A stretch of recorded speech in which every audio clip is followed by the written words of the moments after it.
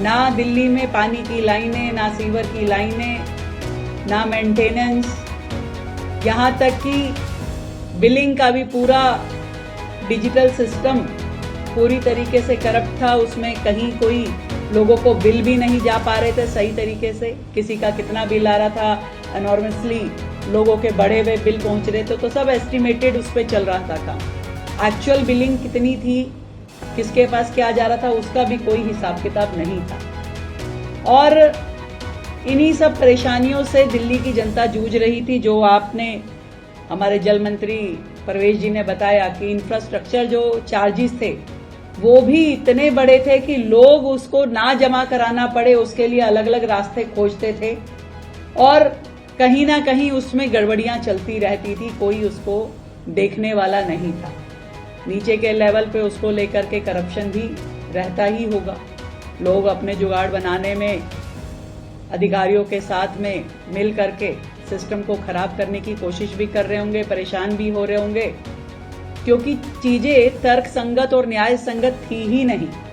हमने पूरी तरीके से दिल्ली जल बोर्ड द्वारा लिए जा रहे इंफ्रास्ट्रक्चर शुल्क को तर्क संगत बनाने का बड़ा फैसला किया है। अब पानी और सीवर के इंफ्रास्ट्रक्चर चार्जेस जो हैं केवल जल आवश्यकता के आधार पे लगाए जाएंगे, यानी कि जितना पानी का रिक्वायरमेंट उनका है उसी के ऊपर चार्ज लगेंगे। इससे पहले पूरे प्रीमिसेस के हिसाब से लगाए जाते थे।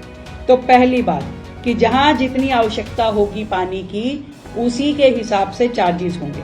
दूसरी बात कि इंफ्रास्ट्रक्चर चार्जेस केवल नए निर्माण पे या अतिरिक्त निर्माण पे ही लगाए जाएंगे। आप किसी संपत्ति का पुनर्निर्माण अगर कर रहे हैं तो और आपकी जल आवश्यकता नहीं बढ़ी है, आवश्यकता यदि आपकी पुरानी है, तो शुल्क बढ़ेगा नहीं और दोबारा नहीं लगाया जाएगा, आपका वही पुराना चलेगा। नॉन एफएआर और खुला एरिया जो है, अनकवर्ड जो एरिया है क्षेत्र में, इस क्षेत्र में जितनी जल आवश्यकता और है उसको इंफ्रास्ट्रक्चर चार्जेस में काउंट नहीं किया जाएगा, उसको उसमें शामिल नहीं किया जाएगा। मैं आपको ये बताना चाहूंगी कि दिल्ली में जो ई एंड एफ श्रेणी की कॉलोनियां है उसमें 50% की छूट दिल्ली सरकार दे रही है आईएफसी चार्जेस में, और जी और एच श्रेणी की कॉलोनियों में 70% की छूट आईएनएफसी चार्जेस में देने का निर्णय सरकार ने लिया है। और इंफ्रास्ट्रक्चर चार्जेस जो केवल उन्हीं संपत्तियों पे लागू होगा जो 200 वर्ग मीटर से अधिक भूखंड क्षेत्रफल पे बनी है, 200 वर्ग मीटर से अधिक एरिया में बनी है।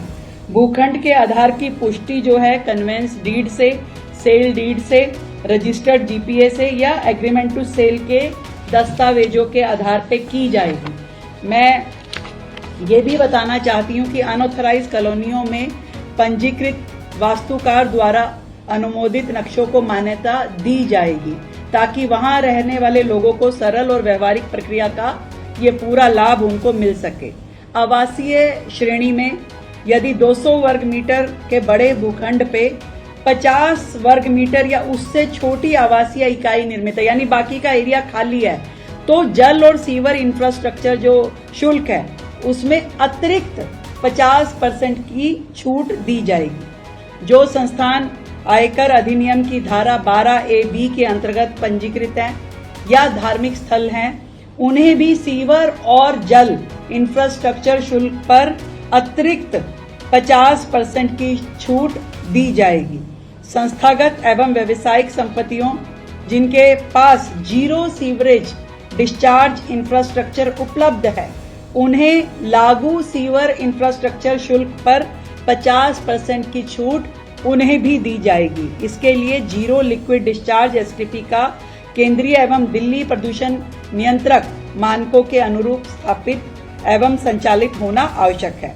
यदि यह संयंत्र बंद है या निष्क्रिय पाया जाता है तो उसकी छूट हटा करके प्रतिदिन 0.05% दंड उस पर लगाया जाएगा, जिसके ऊपर वो पहले रिबेट उसको दी जा रही थी। मैं आपको एग्जाम्पल के माध्यम से बताना चाहूंगी कि 300 एफएआर वाली प्रेमिसेस अगर वो 4 मंजिला भवन है प्लॉट का आकार अगर उसको 200 वर्ग मीटर से अधिक है तो ए और बी कैटेगरी यदि हम गिने, जिसके ऊपर पहले आईएफसी चार्ज 13,18,412 रुपए होता था, आज प्रेजेंट में जब हमारी ये योजना हो जाएगी तो उसे 13,18,1412 रुपए की जगह मात्र 5,40,000 रुपए देने पड़ेंगे ए एंड बी कैटेगरी को। तो ये फर्क है। और अगर ई एंड एफ कैटेगरी है उसको जो है अब केवल 2,70,000, यानी उसको 50% रिबेट मिल गई तो केवल 2,70,000 रुपए देने पड़ेंगे।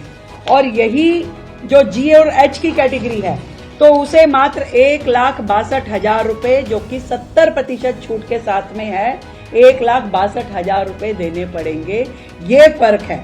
और इसी तरीके से मान लीजिए इंडस्ट्री है कोई 1,000 स्क्वायर वर्ग मीटर की, तो उसको यदि 150 उसका FAR है, 4 मंजिला वो बनी हुई है, तो ए एंड बी कैटेगरी की उस बिल्डिंग पे अभी वर्तमान चार्जेस के हिसाब से अगर हम बोले तो 57,67,871 ये चार्ज लगते थे। तो लगभग 57,67,000 चार्जेस लगने वाली प्रीमिसेस को अब मात्र 8,91,000 रुपए देने पड़ेंगे। इतना फर्क है। तो ये ई एंड एफ कैटेगरी का अगर वही सेम 1,000 स्क्वायर मीटर की 150 FAR 4 स्टोरी बिल्डिंग अगर है तो उसे ई एंड एफ कैटेगरी वाले को लगभग 16.5 लाख रुपए देने पड़ते हैं। अब इस योजना के तहत उसे देने पड़ेंगे केवल 4.5 लाख, केवल 4.5 लाख रुपए उसे देने पड़ेंगे। और जी एंड एच कैटेगरी को मात्र 2,67,300 रुपए देने पड़ेंगे। तो ये बड़ा फर्क, क्योंकि एक सेंसिबल चार्जेस भी तो होने चाहिए कि आप किसी से चाहते हैं कि ईमानदारी से वो चार्जेस दे, तो उसके लिए ईमानदारी वाले रेट भी उसको सरकार की ओर से दिए जाने चाहिए। तो वो हमारी सरकार ने किया है। मुझे लगता है कि दिल्ली की जनता के लिए ये बहुत बड़ी राहत है। जो लोग इसके माध्यम से चोरी करते थे या गड़बड़ियां करते थे वो सारी रुकेंगी। एक सुविधाजनक तरीके से लोगों को ये मौका मिलेगा कि आप अपने चार्जेस जमा कराइए और बेधड़क अपना काम पूरा कीजिए और जितनी आपकी जल आवश्यकता है उसको लेके काम